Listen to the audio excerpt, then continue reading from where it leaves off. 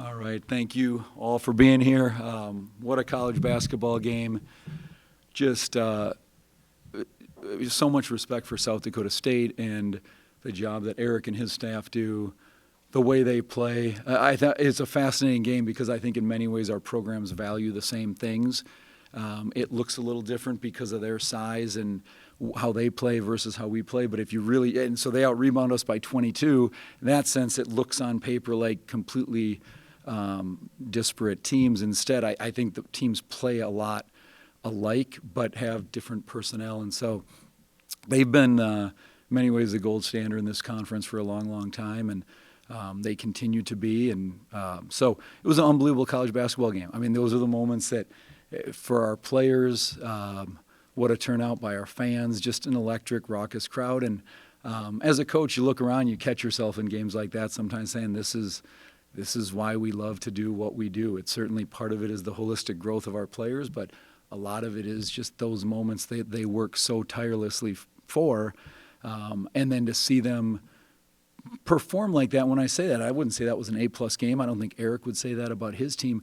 But the way they competed and the poise and composure that they showed multiple times throughout the game, getting down 6, 7, 8, 9 points several different times, and never did they panic. You just see the trust they have in one another, the way they love playing with one another. And it doesn't guarantee you an outcome, but it guarantees you're going to have a chance. And I just thought the way they stuck together and believed in one another, it was really inspiring for me to coach them. Johnny and Tim, they're reaching the summit. That final possession of theirs, Carter, he really makes the play of the game there because he knew exactly what they're going to do. They wanted to be post-entry. He pushes Oscar out to the three-point line, blows up their play.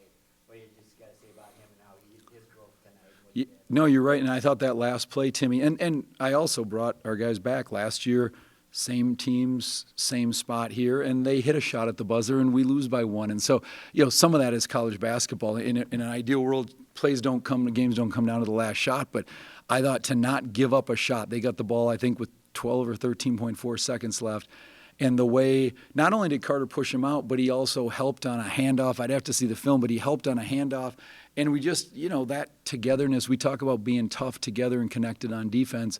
And I thought that possession really embodied this team. And you look at the guys out there, and we got Drake and Doof out there, and they're fearless. And you got guys who are just willing to do what it takes. But, Oscar Clough, I think, is as good a center as there is in mid-major basketball. Shoot, in all of college basketball, he's one of the better all-around centers. And I thought the job Carter and Rich did on him throughout the whole game, and they had help, but he had 7 assists, he had 19 rebounds. I mean, absurd numbers, but he only took 7 shot attempts. And some of that's a credit to him for how unselfish he is, but it's also a testament to, I think, Carter and Rich just taking on that challenge and understanding the discipline of just making him work, and we had help from the perimeter. But, the last play was really a microcosm of, I thought, how our guys defended collectively throughout. John, you get the 18 assists on 4 turnovers against a team of that caliber.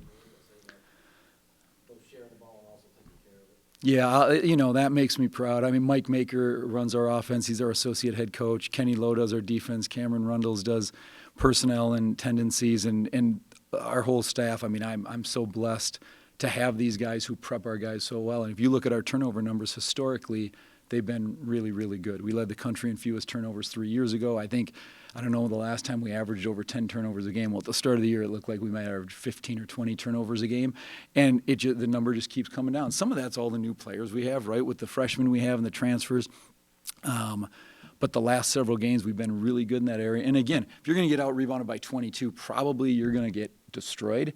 But to only have 4 turnovers gives you a chance. And our guys really, I think they've just shored up some of the unforced turnovers. Against a team like that, we didn't shoot our best tonight, but we gave ourselves opportunities by getting shots off. So 18 assists, 4 turnovers.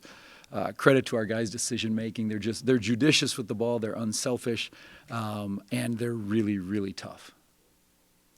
You mentioned that program being kind of goal standard. What is, if you guys kind of make this transfer, what does it limit this do for your program? What does it mean for your program? Yeah, I mean, it's a special night. 2 years ago when we beat them, that was a big moment. I mean, I could go through a bunch of wins that probably were firsts.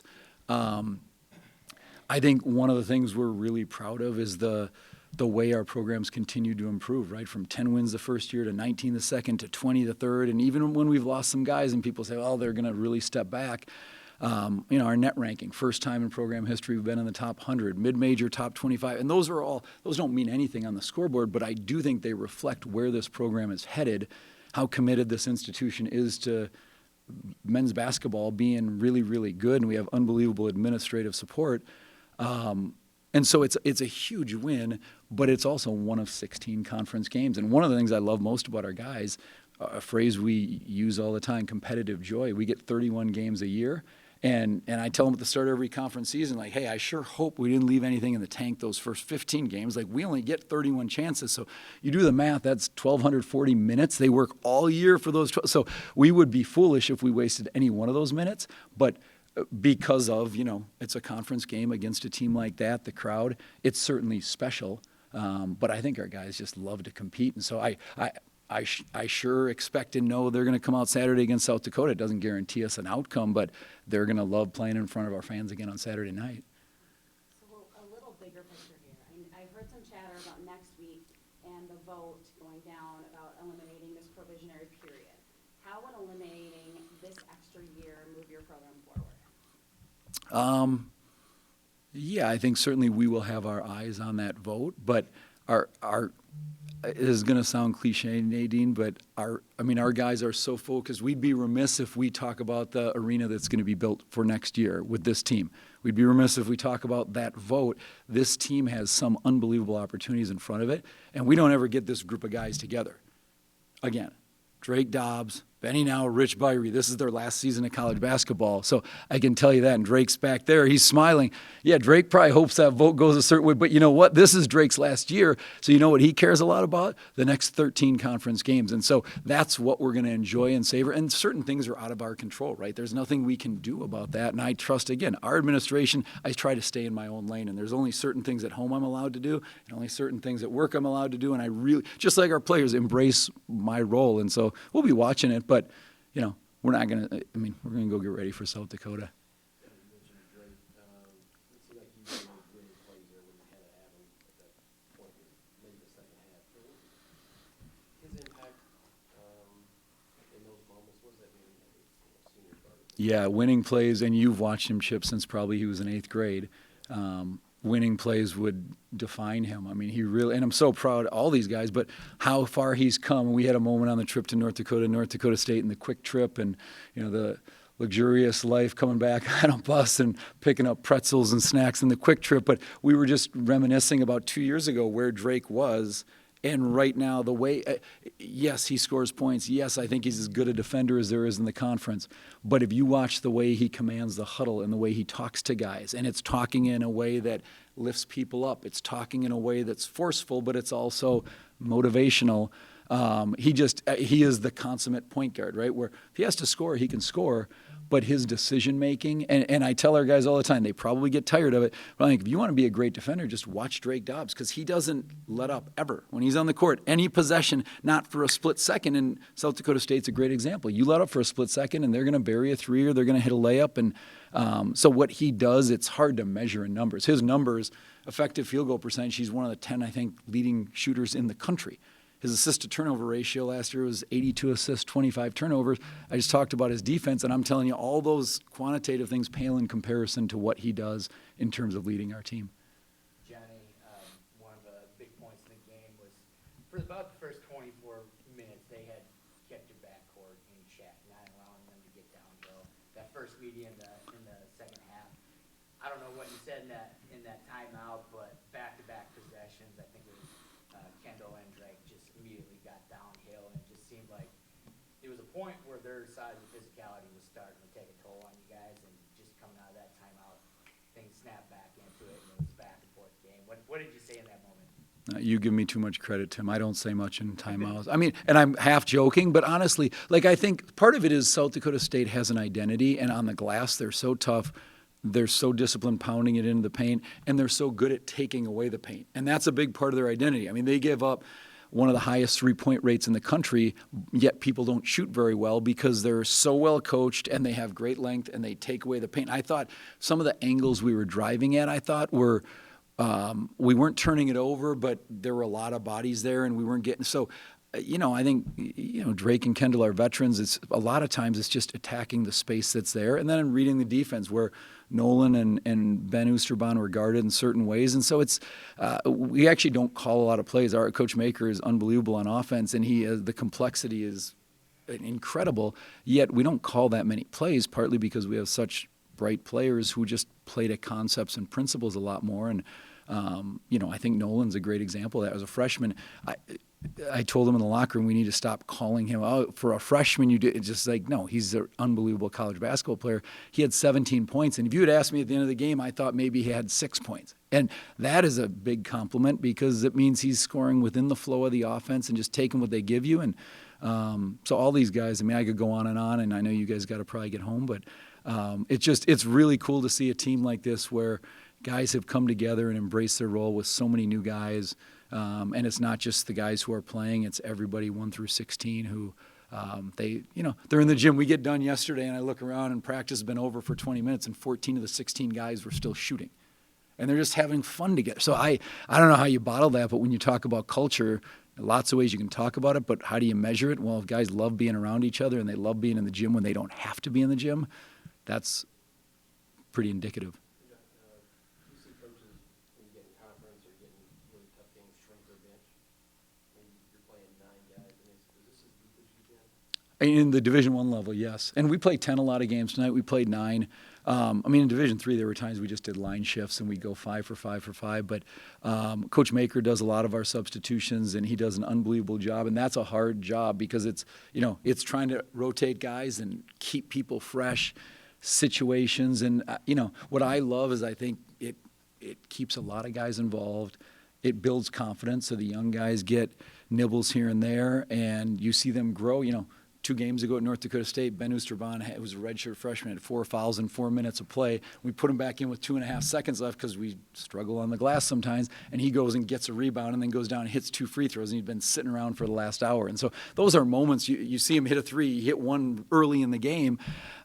Those are things that I think in terms of the growth of a team over the course of a year, part of it is, playing a lot of guys. And I think that also, what I've always loved about it is it insulates you a little bit, not totally, but a little bit from injuries, from foul trouble where, okay, next man up. And our guys really, really embrace that, particularly, Benny Now and Ryan Dufault off the bench. They embody our program. And I think our veterans look at them knowing they could play more minutes, and they just play their role. Well, if I'm a freshman looking at Benny Now and Ryan Dufault and what they bring on the floor every single night, it's like, okay, I think I should do a little bit of what they do.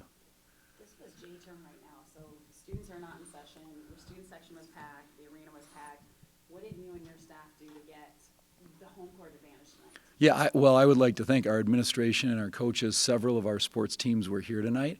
And so it was, the hockey team, the baseball team, the swimming team. I'm missing anybody, Corey? Track and field, soccer. It was to see that kind of support across our 21 sports where you truly know, like, hey, we're all in this together in this unprecedented jump that is still at the start or middle of year 4. So we're in there, but it's a pretty cool story. And to see all of those students during J-term, that's hats off to those students, the coaches, and our administration, because that does not happen by accident. And when you talk about little winning edges in games, I don't know, a 1-point game, I don't know how you quantify it, but I sure know the crowd on that last possession, when our guys are tired and they got to dig in one more time, I'm very grateful we had that kind of atmosphere here. For people who love basketball, I'm admittedly biased, but if you don't come out to Schoenecker Arena and watch these guys play, you must have some other fun stuff to do in the winter because this is awesome. Johnny, you talk about competitive joy all the time, and I think a great example of that tonight was your second to last possession. You do, your wing handoff action, and they switch Oscar onto Nolan. Mm-hmm. And instead of passing it out, he goes right at him and posts him and shoots right over him. Like, what's that say about a freshman who's given up 7 inches and probably 50 pounds against the best player in the league, and he scores right over him? Yeah, I mean, Nolan is a unique player, and I remember watching him a lot at Marquette his junior year. And then we were laughing the other day because he and one of their freshmen had played against each other down in Louisville in an AAU event. And I remember just being enamored because Nolan, I mean, I don't know what position he was. Like, you watched him in that tournament. Tim Franks, who's on our team as well, was on that team. And they play a lot like us. Chapman Basketball Academy. Joe Chapman played at Marquette on their Final Four team, and they just play a lot like us. And I came back, and I'm like, these guys, I don't know what position they are. They're basketball players, and they play like us. And so we're very fortunate to have them here. But like that play, I think, is an example where he's wise beyond his years, where, yeah, you have arguably the best player in the Summit League who's switching out on you, and instead of throwing up an off-balance shot, and Nolan's really athletic. I mean, that was the funny stuff recruiting him.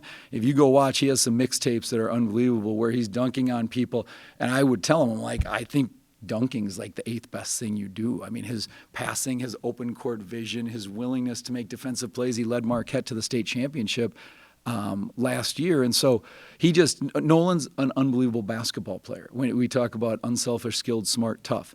And as a freshman, he shows all those skills, and he knows he's got stuff to work on. When he's up here later on, he's the first to say it.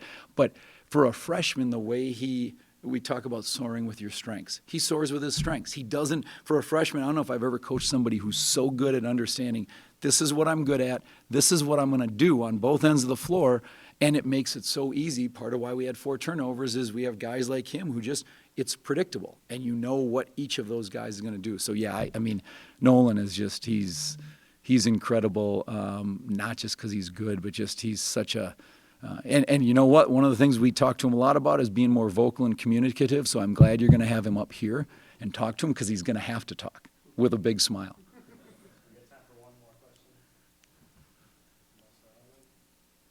Those are really good answers. Thank you, Nadine. You should do psychology for a living.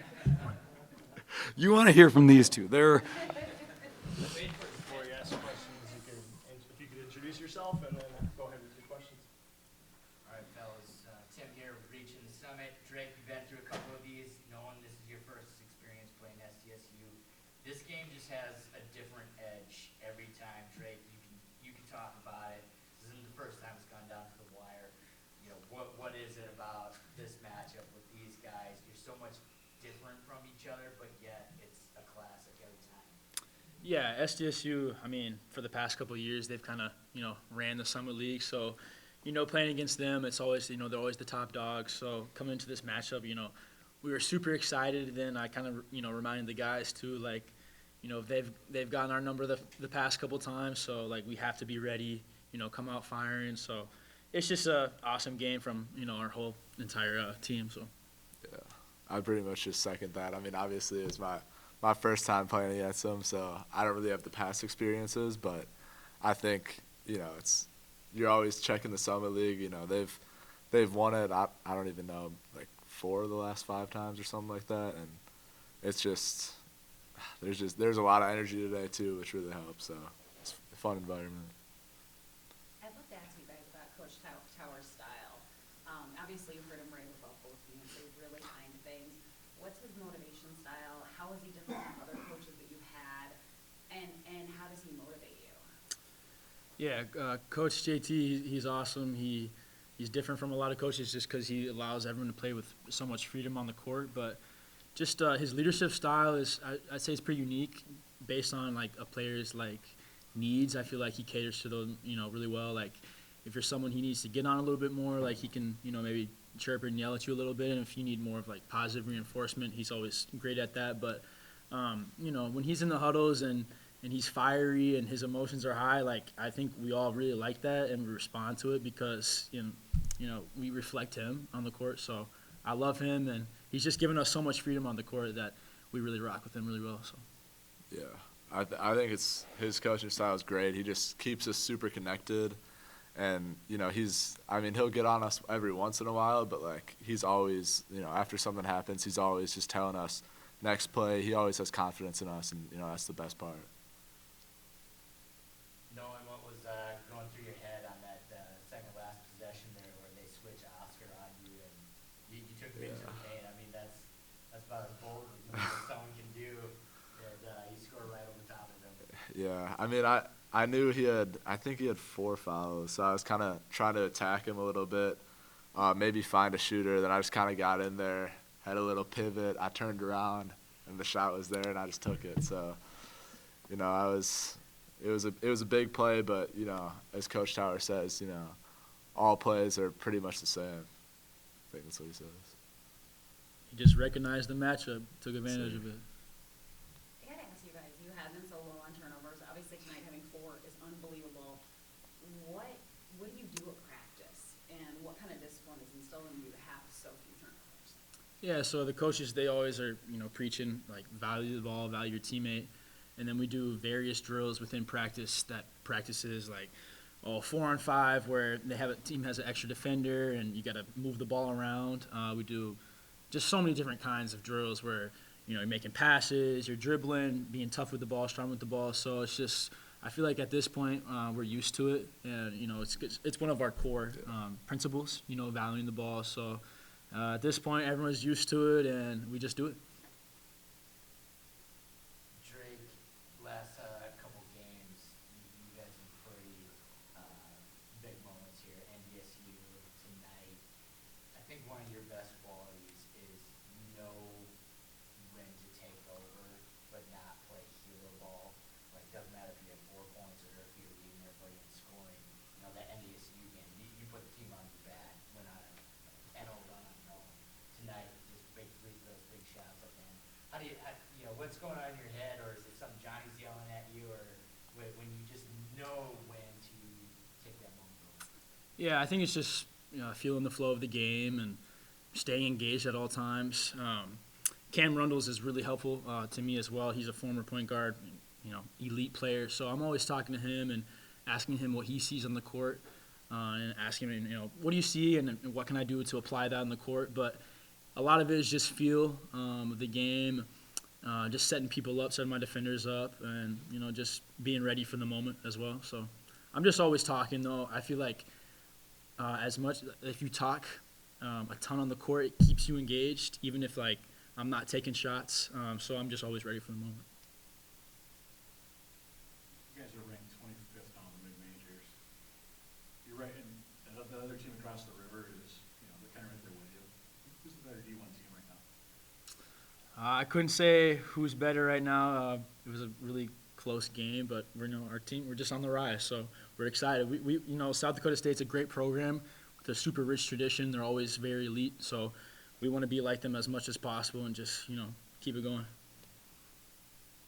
Clarify, was the team down the river the Gophers, or? Across the river, yeah. Okay.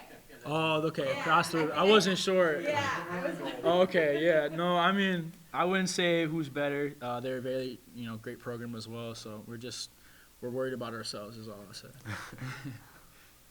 Pretty diplomatic. I was gonna say,